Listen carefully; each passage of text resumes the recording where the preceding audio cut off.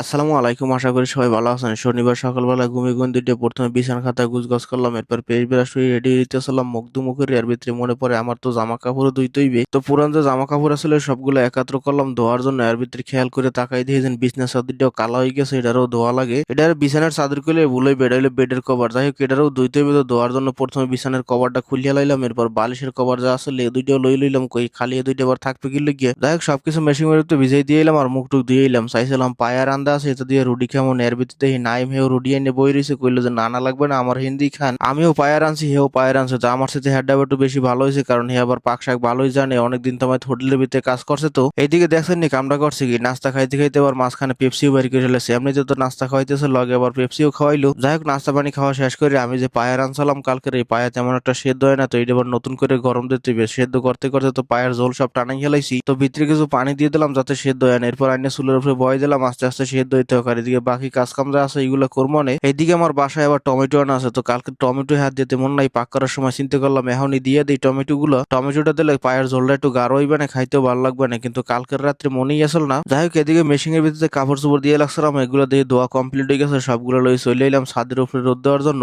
আর সবগুলো সুন্দর মতো মেলে দিয়ে ক্লিপ লাগাই দিলাম যাতে বাতাস আবার ফালাই না দেয়। এরপর চলে এলাম, কই এখন আস্তে আস্তে ভাত কয়টা বয় দেওয়া লাগে। কালকের নতুন যে চালগুলো আনছিলাম এইগুলোই রান্নার জন্য রেডি করতেছি। চালগুলো দেখছেন